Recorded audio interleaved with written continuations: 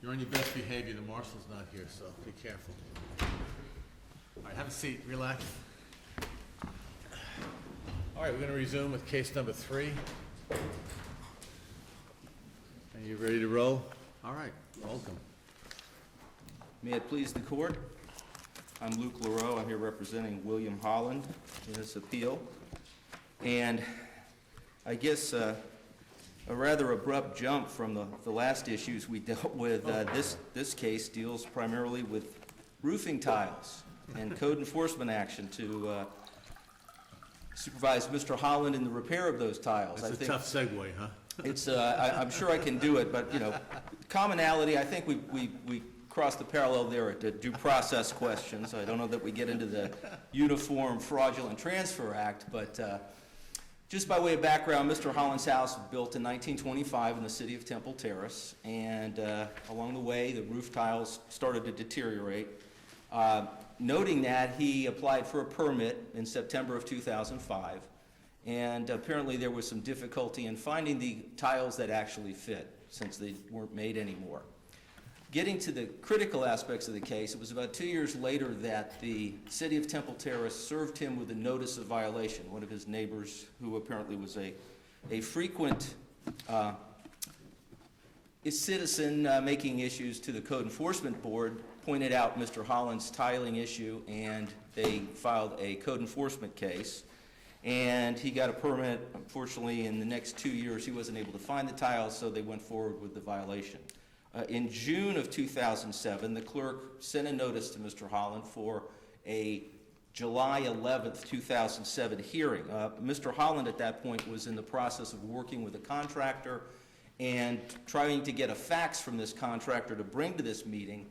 Had called ahead to the, I believe, the code enforcement officer and said, I know I looked at the agenda, you've got 15 cases, I may not be there on time, so can you give me a little bit of a break here? Unfortunately for Mr. Holland, they chose not to. He was the first case called, and he arrived a little later with the document in question. And at that point, the board had already listened to all of the facts and the reports from the code enforcement officers and had already made their decision.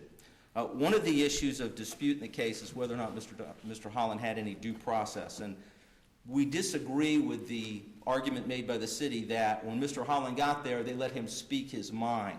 Obviously, code enforcement boards being a creature of statute and being governed by the rules of procedure, it's our position that they'd already made their decision, so that whatever was allowed Mr. Holland to make a point or argue with them or say that the roof is okay, they had not taken any formal steps to either reopen the hearing or do anything other than let Mr. Holland speak his mind.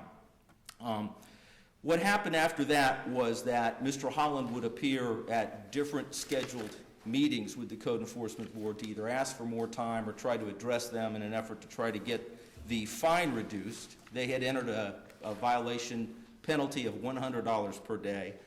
And then on September 12th of 2007, the board entered the order imposing fine. Mr. Holland wasn't aware of that hearing. Some hearings he got notice of, some he didn't, some he was there, some he was not. For the critical ones that we are concerned with, what happened was when the board issued its final order imposing fine, it was done at an August of 2007 hearing.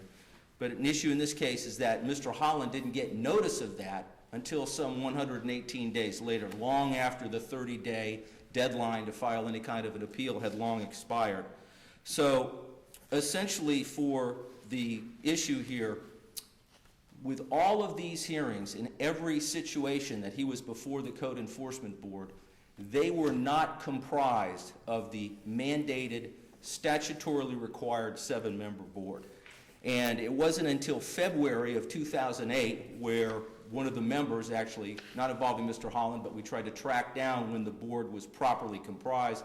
It wasn't until February 2008, almost a year after the original hearing, that the board was there, and one of the members actually got up and said, we're finally the required 7-member board. Now, our position, we view this pretty much as the 300-pound gorilla in the room.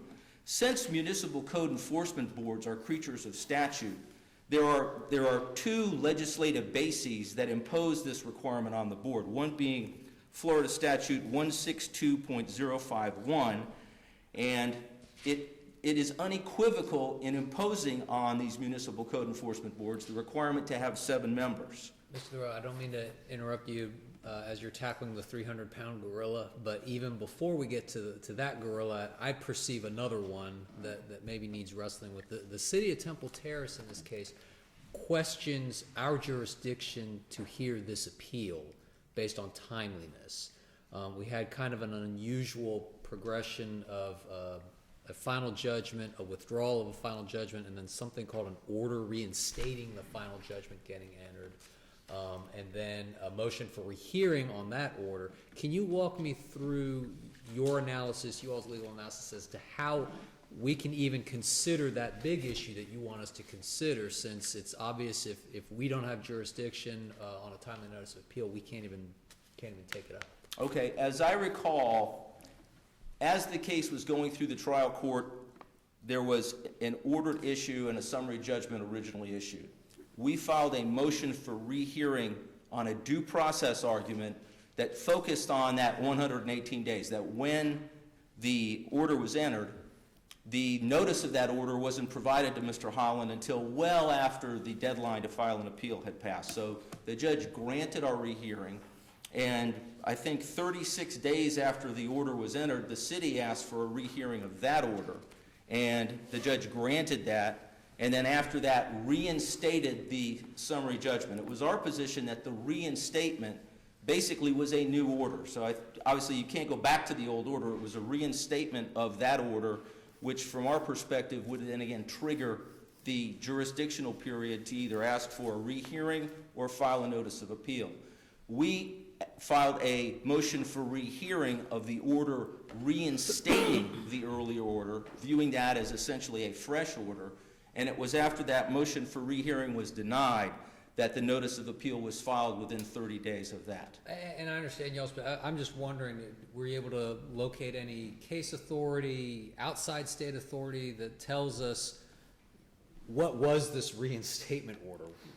You all treated it as a new order, as a new final order, and I understand maybe where you're coming from. I'm just wondering, were you able to locate any authority on that? There was no case that we could find that tracked the same procedural path as this case. No case where summary judgment's entered, rehearing is requested, rehearing is granted, oral argument is presented on the rehearing, and then the order is then the subject of another motion by the city to do away with the order granting the rehearing, arguing that the judge was in error because they shouldn't have ever given us rehearing. And then after that hearing, which was a procedural matter brought with argument of counsel, the judge reinstated the earlier order. We viewed that as a new order that was predicated on the presentation of counsel at that just prior hearing. So it basically was a judicial ruling based on the presentation of evidence and testimony, which we viewed as a fresh order.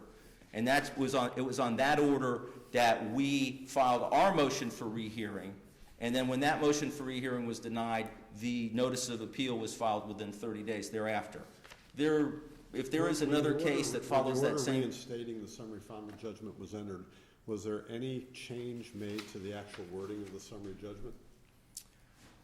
I can't say that there was or was not. I'm not sure if At the time the final judgment was originally entered, did your client have the opportunity to seek to file a motion for rehearing if it wished to do so? The original final judgment? Yes, and we did. The original, the first... What was new that would be subject to a possible rehearing after the order of reinstatement? The jurisdictional issues that we raised regarding the timeliness of the notice of the order giving us a chance to appeal. So... I'm not sure I follow that. If the original final judgment's entered, yes, the other side is able to get it set aside, or I should, okay. let me make sure I've got this right. Go ahead. Let me try again. And I know it's very complicated. Originally, the city files a motion for summary judgment. That summary judgment is granted. We filed a motion for rehearing challenging that because we felt it was a due process violation that the original order imposing fine was never provided to Mr. Holland until well after the 30 days to appeal had And passed. the court vacated the final And the judgment. court vacated that original final judgment and said, I agree with you, I'm going to grant your motion for Let me rehearing. stop you there. To the extent there were any deficiencies or defects that were subject to challenge in the final judgment, they would have had to have been raised in your motion for rehearing if you wanted to get the trial court to reconsider, correct? That's correct. And your client did that, Yes. and the trial judge set aside the final judgment. Yes. City then objects and says, wait a minute, this isn't right. And the judge says, City, you're right. So reinstates it. So what new could have been raised at that point by your client? I don't know that anything new was raised. I think it was strictly the due process arguments. And again, the same jurisdictional argument about the composition of the board that we've raised at Well, that's every chance. That's its own issue. Totally different issue, totally different issue. But essentially, at that point, I mean, if you look at the alternative, then if someone succeeds in convincing a court that they're entitled to a rehearing, the court grants that motion and then vacates that order to allow for rehearing, and then during that procedure reinstates the order. If the 30 days has passed from the original order, then that would operate, from my perspective, as a deprivation of due process, because then that person would never have a chance to appeal the original order that had been reinstated. Well, sure they would. They file a notice of appeal from the date of reinstatement. I mean, really, the only issue that is here before us on jurisdiction is whether or not the motion for rehearing at that point as to the reinstated final judgment was an authorized motion. We felt it was because, again, we made a number of different jurisdictional arguments.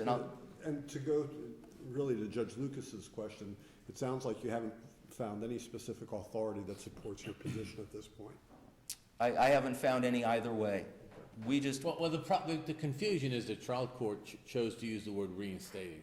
Correct. If the trial court just said final judgment, we wouldn't have this complication. and I think it was, from my recollection, there was a new order issued. I don't think it went back to the old order. I think it was a new order that was Well, issued. it's a nomenclature. Nomenclature doesn't normally control a substantive right, but. And I just think that from our perspective, we viewed it as a new judicial act subject to the general application of the timelines of review of that particular decision. And I believe the city even filed a motion to dismiss this action based on that, which was denied earlier in this case. We felt that that issue had already been addressed and that we'd handled it. But again, I will concede that there is no authority that takes the same procedural path as this and says either yes you can or no you can't. So we just viewed it as a new judicial act that would then trigger those applicable deadlines for review. To get to my other gorilla. Okay, well, and I want to ask you a question about your other gorilla. Yes. Your position is that there's a provision in the code that requires a 7-member board. Unequivocally. And once the board membership drops below 7, your contention is they have no authority to act. They cannot act. Is there something in the code that clarifies that specific point or elucidates on it? There is in the statutes. There's nothing in, we're dealing with both the city code and the statutes. Chapter 162 basically says that, and I'll just cut to the chase, if you've got more than 5,000 persons, you need a 7-member board. You must appoint 7-member code enforcement boards.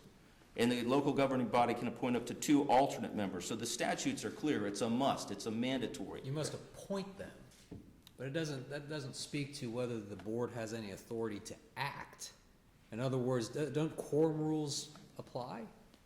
Let me jump to the chase, though. The case that we cited, the National Steel case, the United States Supreme Court case, says that if you don't have a properly composed board, nothing that board can do has any force and effect. The city disagreed with us on this because they talked about quorums. That case stands for the proposition that you don't even get to the quorum issue, which we felt was what the trial court had focused on.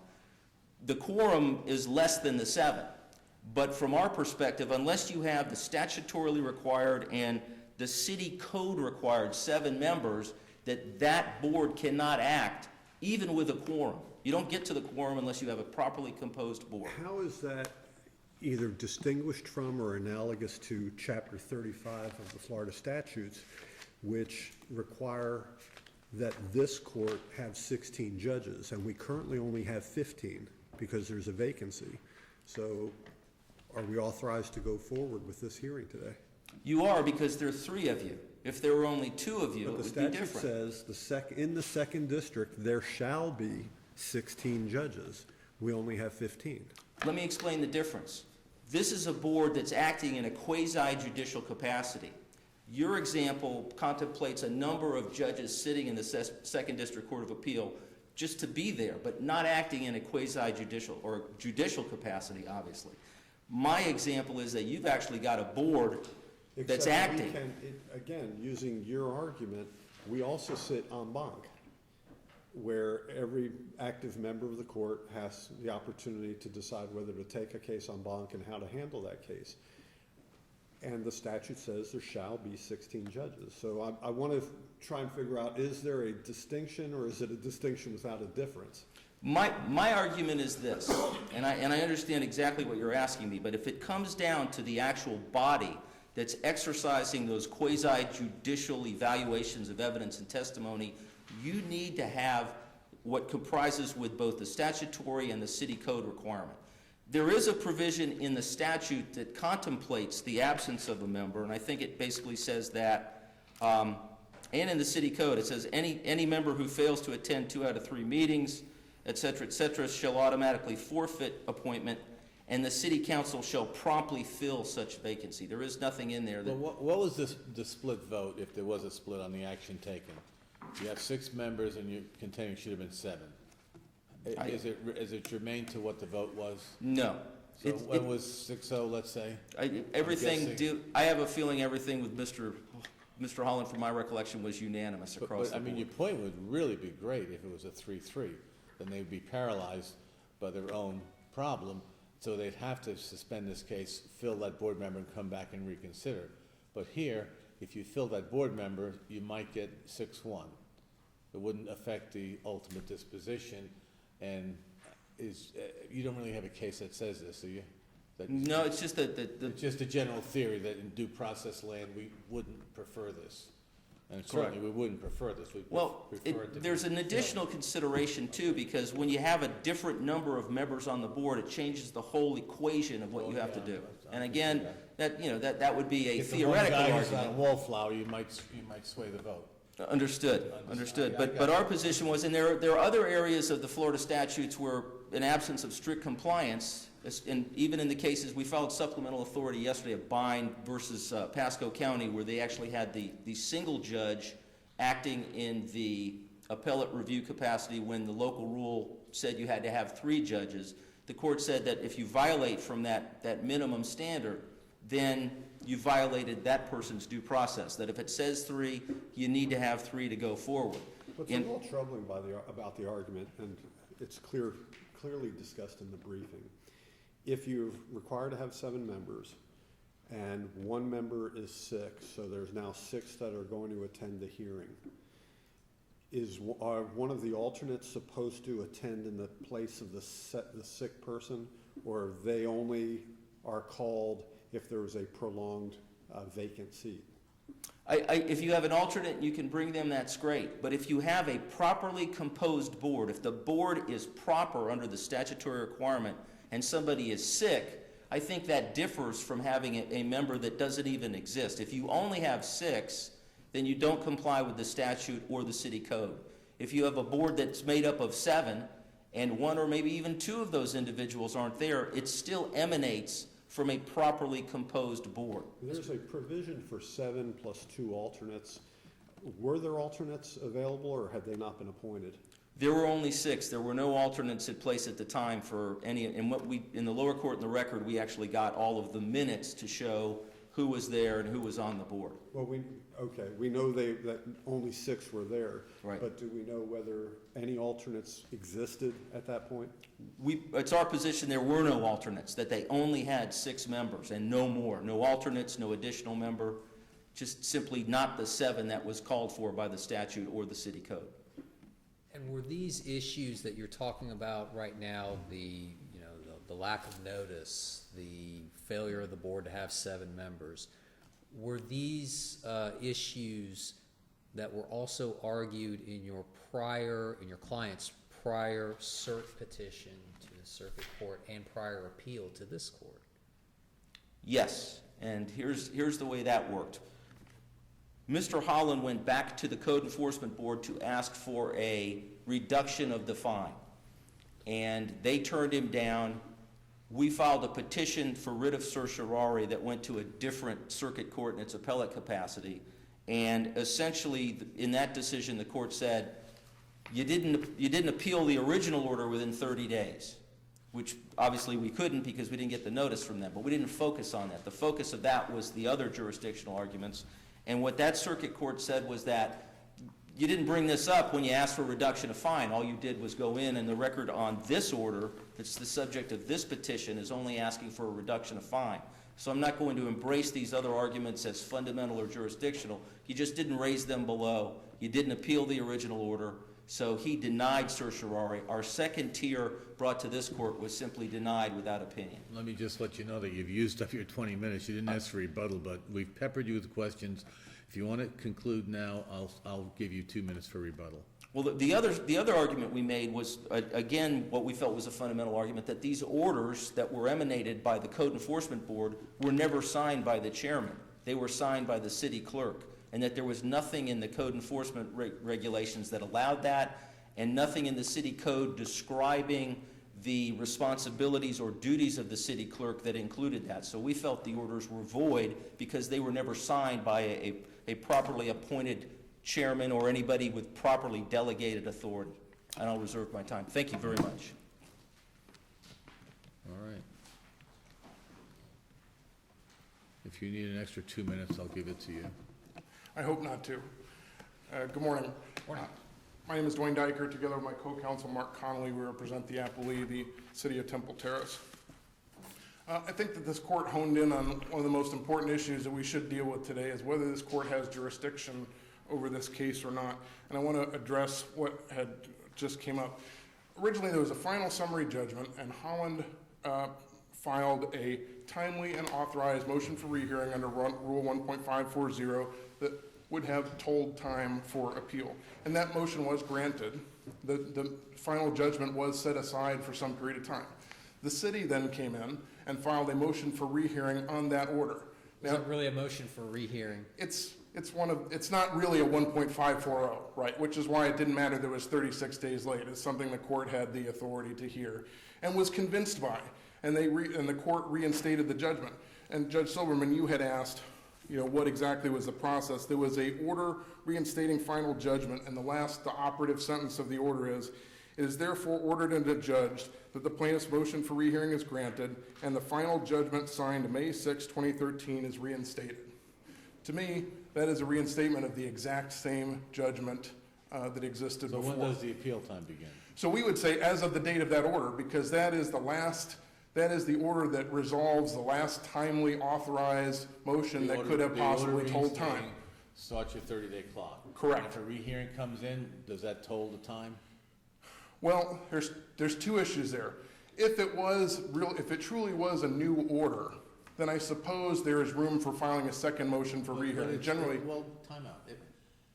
It defies logic in my brain to say it's not a new order when it's got a new date. Even if the contents are the same, it's a new order. You can't reinstate an order nunc-pro-tunc, for example, if it's outside of a criminal case. This was just a civil case. It happens to be the same content, but it was a new order entered with a new date. So why wouldn't, if you go by the name, order reinstating, there's no such animal, let's say, in the rules of procedure, but it's the effect of a final judgment, correct? correct. So you would get a rehearing to toll the time to file an appeal on a final judgment, correct? Well, And you're saying that doesn't apply here because the content is identical to a previous order that it reinstated? that's correct. And there's case law to this effect that you don't get a second bite at the apple. You don't get a second motion for rehearing directed to the same final judgment. Who filed the first motion for rehearing? I'm sorry? Who filed the first? Holland did. Who filed the second motion for rehearing? So is it a second bite or their first bite? They won, they prevailed originally. Correct. So why would they file a rehearing? They got what they wanted. The city didn't, so they filed for rehearing. Now you get a whole new order with a new date, even though the contents are the same. They didn't get what they wanted. They never had a chance to take the first bite. So I'm just trying to find out, Oh, but the where's city- the logic in saying they don't get a rehearing and you do? Well, it's not a rehearing, it's a rehearing, a properly, timely, authorized rehearing that tolls appellate time is really the issue, right? So Holland did get that opportunity. He had a timely authorized motion and he got his relief. He got the judgment set aside, although it didn't stay set aside because ultimately the city came in and convinced the judge that that was incorrect. When the judgment was reinstated, exactly identical to what it was except with a different date, Holland had already had his opportunity then to challenge all the things in that order. So if it was different, you're saying, then he could get If it was a different, rehearing. there's case law that suggests if there's I forget what the term is, a significant amendment to the judgment, then that can open up a new time period for a motion for rehearing because there are new issues. But at this point, all the issues were decided and waived. Implicit in that argument, though, isn't the notion, isn't you are implicitly assuming that the final judgment, when the trial court entered the order setting it aside, really didn't set it aside all the way by virtue of the fact that it later reinstated it. Whereas, at least according to what I've read, when a trial court vacates or sets aside a judgment, it is void. It ceases to be. That seems like a technicality. I think the court can breathe life back into, without repeating the same judgment, I think they can revitalize it by saying, I was wrong, I adopt, that order, I was right the first time, I adopted exactly as it was. And if that's the case, there's no more room for a motion for rehearing because all those issues have been previously decided. And certainly, the safe tact at that point would be to file an appeal within 30 days, which they did not do. So it's our contention that that this court does not have jurisdiction. Let me ask one question as to the motion for rehearing that was in fact filed as to the order reinstating. Did it challenge the final judgment again, or did it challenge the process or the procedure used by the court in deciding to reinstate the judgment? I Or believe, well, and I believe the representation that was made here today was that they were essentially challenging the same thing. I think that they were continuing their challenging on the same grounds that they had previously challenged the judgment. Okay, do you have a recollection or do you not know? I don't know off the top of my head. So, the second thing I wanted to address is I think that an argument that I may have placed too far back in our briefs is actually an important argument, which is that the relief that has been requested in this appeal is really improper. There's a laundry list of relief that's been requested, including quashing the MCEB orders, ordering the lien discharge, and we would suggest that Holland cannot continually challenge these same orders ad infinitum, now in his 6th different appellate proceeding. And there's a case on point. It's the Kirby versus Archer, which is cited in our briefs. And it's actually a very similar case where a property owner who had been cited for violations was in the midst of a foreclosure of the code enforcement lien and raised as a defense to summary judgment, well, my property wasn't really in compliance and I have constitutional issues with the code enforcement proceeding. And the first DCA said, too late. They literally used the words too late. They said those types of challenges, the same challenges we keep hearing again and again, that's for bringing in front of the MCEB, the Municipal Code Enforcement Board, and the circuit court if you don't get relief there, and maybe second level cert, but it's not here. We're beyond that now. That level of due process has already been afforded, and it's too late to keep raising jurisdictional challenges over the Code Enforcement Board. It's said, the idea is batted around, well, you can always challenge jurisdiction. Well, yes, they can always challenge jurisdiction of this court, like we have suggested. They can always challenge jurisdiction of the circuit court, but it's just too late to keep challenging jurisdiction of the Code Enforcement Board, 3 levels down. A couple things on the quorum issue. And I call it a quorum issue because I think that's a better way to describe it. Yes, the statute requires that the Code Enforcement Board be 7 members. It also, the same statute that creates it specifically says a quorum is 4 members. Well, why, if you had to have 7 members to act, why would you have a quorum requirement of 4? Obviously, 4 is enough for the board to conduct its business. And like you were saying, Judge Silverman, what's the difference between you have a temporary vacancy on the board, so there's only 6 people at the meeting, or somebody's sick and they don't show up, so there's only 6 people at the meeting? There's 6 people at the meeting, you have a quorum of 4, you're statutorily authorized to operate, requires 4. The other side doesn't really flesh this out, but one issue that is significant is there's a provision for alternates. And doesn't the provision for alternates suggest that the meetings are supposed to have 7 people there? Otherwise, why would you need alternates? I don't think so, because otherwise the quorum requirement doesn't make sense. I think that the alternates are probably there in the event that you can't get a quorum of 4 out of the existing 7. And remember, some of these are small towns. Temple Terrace is a small town. There can be some times when business has to be done, I suppose, and you can't get a quorum of 4 out of your 7, then I suppose that might be an opportunity to use an alternate. But otherwise, it makes no sense to have a quorum requirement. And the code doesn't really specify when and how the alternates are to be used. It doesn't. It doesn't. It says that they're supposed to be appointed, I forget what the exact term is. They may be appointed. It's not required that they be appointed. Correct. But they may be appointed, but it doesn't say, they will step in these situations. And again, this is a small town. I don't think there's a long list of people vying for positions on the code enforcement board. It took them some time to fill that slot. And the authority that's cited for this proposition, like the case that was mentioned, the New Process Steel case, it's really not on point. New Process Steel, which I call the NLRB case because it's really interpreting federal law, said if you have a 5-member board that requires 3 for a quorum and you only have 3, 2 can't be a quorum. That's really what that case is about. It really has no bearing on saying that the NLRB board has to have 5 members comprised to be effective. With regard to Mr. Holland's right to appear at that June 11th meeting, I would just ask the court to take a look at the minutes of that meeting and see if the court believes that he had an opportunity to present his side of the case. He did show up late to the meeting. Nevertheless, the Code Enforcement Board accommodated him. They allowed him to speak. They allowed him to say whatever he wanted to say.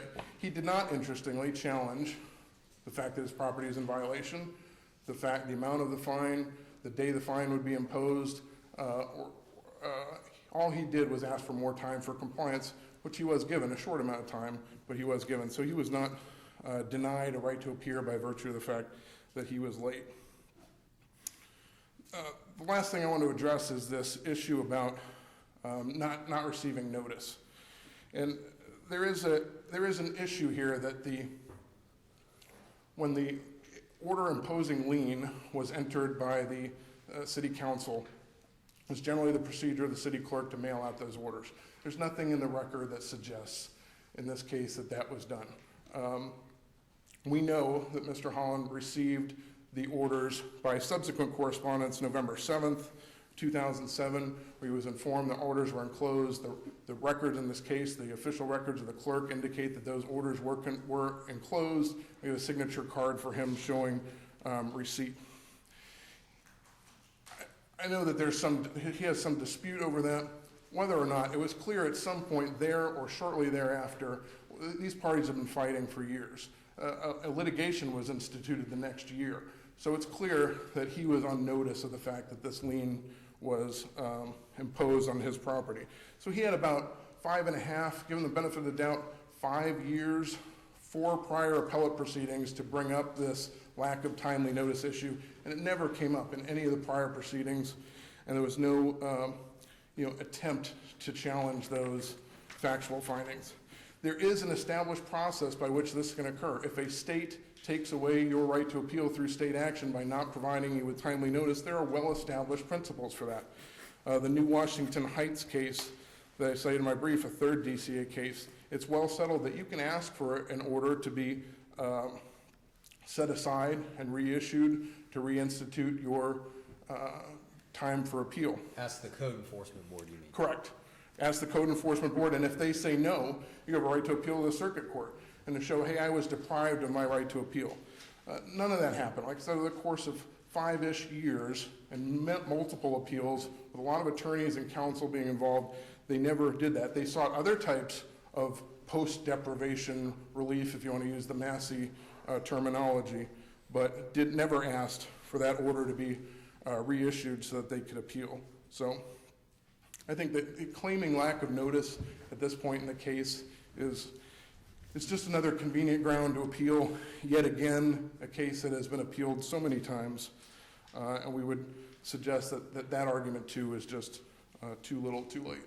So unless there's anything I haven't addressed, I would simply suggest that the appellant has not demonstrated any facts that would prevent entry, material facts would prevent entry of the summary judgment, and that the judgment below should be affirmed. And I would just remind the court that both sides have filed appellate attorney fees, and we actually agree that the prevailing party in the appeal is entitled to fees. So one of our rare points of agreement. Thank you. All right, Mr. LaRoy, I said I would save you 2 minutes, and that's what you have. I'll use it. Thank you. All right. All right, first of all, I just want to get back to the original jurisdictional argument about the rehearings. When the judge reinstated that original order, our motion for rehearing didn't go back just to argue the same things. It went to the issues that came up in our motion for rehearing when the city asked for rehearing, because obviously there was some thought process, some evaluations of evidence and testimony that came up with that order of reinstatement. We asked that those issues be reheard. So it wasn't just a second bite at the apple. It was an effort to try to have the court look again at what was brought up after the original order. So even though it simply says it's a reinstatement, the motion for a rehearing based on that was based on the arguments that predicated the reinstatement, not what predicated the original order. The other issue that I wanted to address was the issue of not being able to challenge these issues. And the case that we cite in opposition to Kirby v. Archer is the Massey case, that you have to be given some modicum of due process in these hearings. We still take the position that whatever lip service that they gave Mr. Holland at that first hearing, they'd already listened to everything, they'd already taken all their evidence and testimony, and they'd already made their decision. They didn't say, okay, Mr. Holland, we're going to give you a chance to allow us to try to change our mind. They simply let him wait till the end of the agenda and then say whatever it is he said, but they never took an affirmative step to try to lift the original order, reopen the hearing, or anything. They just let him address the board. We didn't think that that amounted to due process. The other issue that I have is unequivocally a disagreement about that NLRB case, the National Steel case, as I refer to it. You only got 20 seconds left, so All right. figure out how to fit. You don't even get to the concept of a quorum unless you have a properly constituted board, a properly composed body. If they didn't have 7 members, then the consideration of whether they had a quorum is not relevant and doesn't come into play. And critically, November 7th, there was no order. Even though it was late, if you look in the record at the November 7th, 2007, what got to Mr. Holland, it's simply a reiteration of the affidavit of noncompliance. It's not any order finding him to be in compliance. So he never got those. You've This was a used your completely time different wisely. thing. I appreciate the privilege and thank you very much. Well done, gentlemen, thank you. We're going to stay in session and move on to the next case, which is Cook and Bay Area Renaissance.